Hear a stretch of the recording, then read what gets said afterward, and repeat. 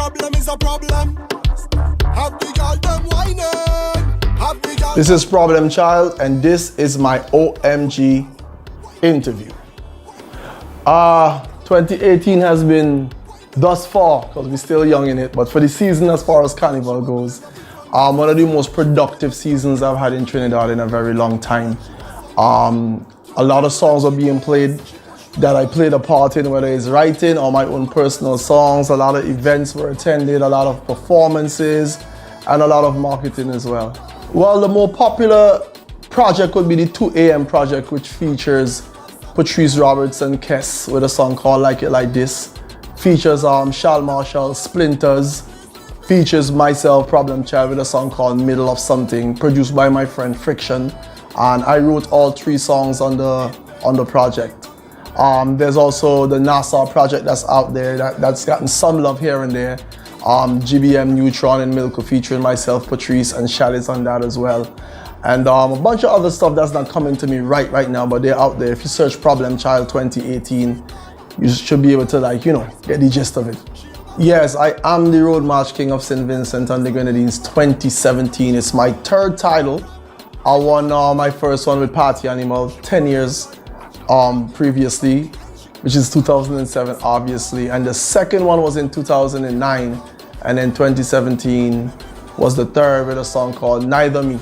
Some people call it Never Bow. It's more geared towards the Vincentian market and our style of soca, so to speak. It was played in Trinidad somewhat, but it was more of a bigger issue, a bigger hit, if you may, in St. Vincent. I am definitely a Vincentian, born and semi-raised. I now live in the United States. But yeah, Caribbean guy all the way. Oh, well, definitely soca music, it has definitely taken me to places that I might not have been able to go to, had it not been for soca music. Like I was in Amsterdam, I went to Germany a couple of times. Different places that you just don't get up on your own in one morning and say, you know what, let me just go here.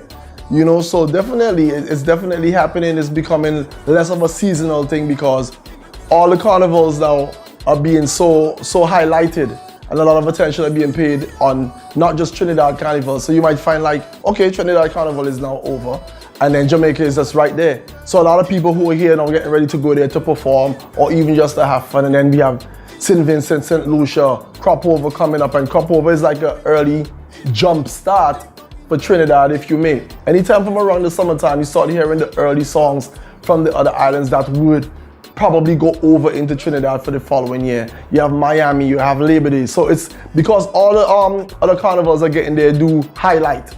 It's less of a seasonal thing, so it's kind of connected, which makes it like an all throughout the year thing. So it's working out for everybody involved. Mass men, artists, patrons, promoters, everybody. Oh, me as a boy growing up was properly raised,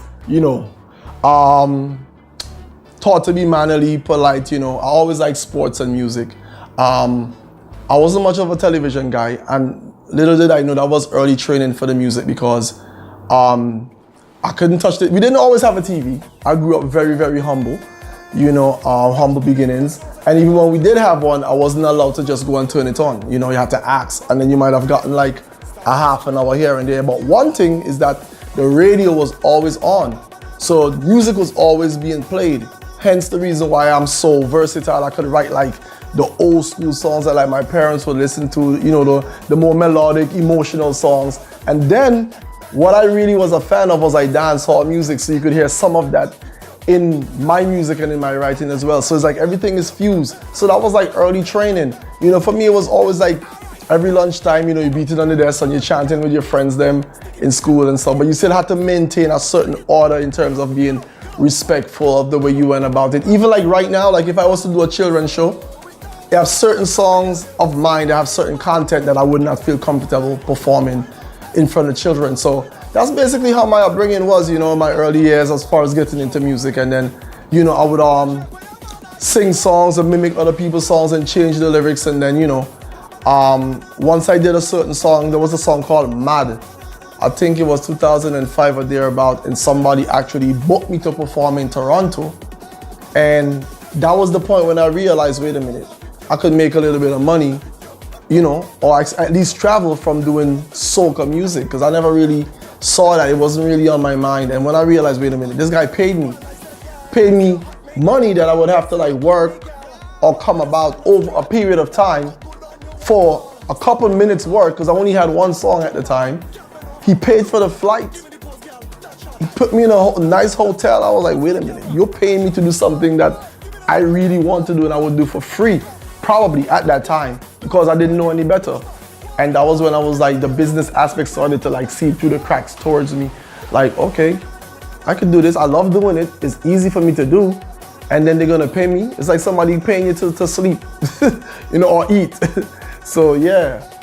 Basically for the most part. I mean, I have other talents as well, but music is my true love. And like, I wasn't really given an opportunity to record with the people who are relevant at the time of like my teenage years. You know, it was more of a, you man, go do something, whatever the case may be. But I knew I had the talent, and it was like by the grace of God that all the stars aligned for me to be able to put myself in a situation to be heard as an artist. So nobody really ever put me under their wing per se and said, okay, you have talent, this is how you go about it.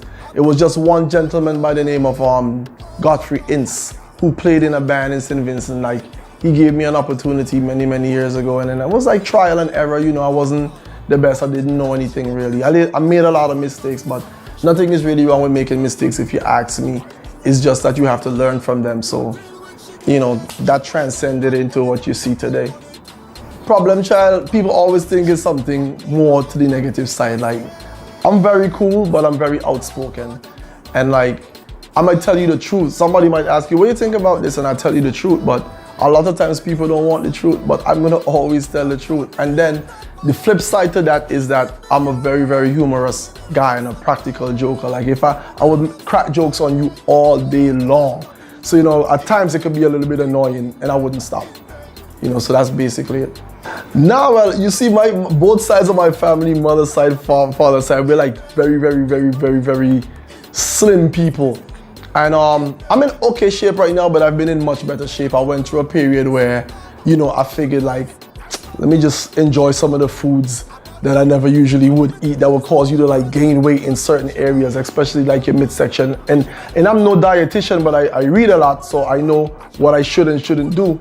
And I went through a little 4 or 5 months where I was just like, man, listen, I miss cake, I miss this, I miss that. So I do work out. I try to work out like at least 6 days per week. Some people might say that's a lot, but everybody have a different goal. And as far as looking a certain way, or chiseled or cut up, as they say, cut up, it's all about your diet. It's all about your diet, and it's not just about looking decent or looking good. It's about living healthy while you're alive, because nobody can live forever, but you don't want to be living till you're 80 and for the last 20 years of your life is this wrong with you, that wrong with you, this wrong with you, and so on and so forth. So yeah, I work out a lot. I try to incorporate my workout throughout my daily or weekly routine, as well as trying to eat as healthily as possible, and it makes for the image as well, you know. Woo, that's a very good question. The biggest lesson that I've learned so far, and this is where the problem child aspect of it comes into play, is to be cautious with people. Be very careful, be very mindful of who you have around you in your circle, and treat everybody, you know, kindly and with respect, but just be cautious. Everybody's not always there for you. Sometimes they're just there to get something from you. Well, that's a question you had to ask God. God? As far as as far as my plans, well, it's just to continue, you know, pushing the brand, you know, trying to become more of a household name, to establish more stability in my personal life, i.e., you know, a proper home, you know, something to leave for my children when I do have all 12 of them. I want a lot of children. I love children. And you know, just basically to put out good music, you know, to write good music for other people, for myself, and just to like live forever through music. I want to create a lot of classics, because there are a lot of people who did music who are no longer here physically, but they're actually still here because of their music. Like, you could never, ever forget certain musical icons, and if I could accomplish that, then I'm good. Thus far, I can't really think of something that happened that I didn't think would happen, because I know I live like this. If you work hard and you put it out in the universe, it will eventually happen. So I can't think of any one moment. I'm just grateful that I'm living somewhat of, or at least a little bit of the life that I saw for myself, or that I wanted for myself. I think my OMG moment hasn't really happened as yet. I think it's on the horizon. I believe and I know it's on the horizon, but I don't think it happened yet. Where I'm like, oh my God, I just didn't see this happening. But at the same time, when it does happen, not to sound overconfident or cocky, but like I said before, this is how I live. It's called the law of attraction. Anything you think, anything you believe, anything you put out will eventually happen. So when it does happen, it's gonna kind of be like, okay, it finally did happen. All right, this is Problem Child, thanking each and every one of you, everybody in Trinidad and Tobago, seeing as that's where we are right now, for accepting me throughout this entire carnival season for 2018. Thanks to OMG for having me. Thanks to everybody for looking at this interview. Please follow me on Instagram at Real Problem Child, REAL Problem Child.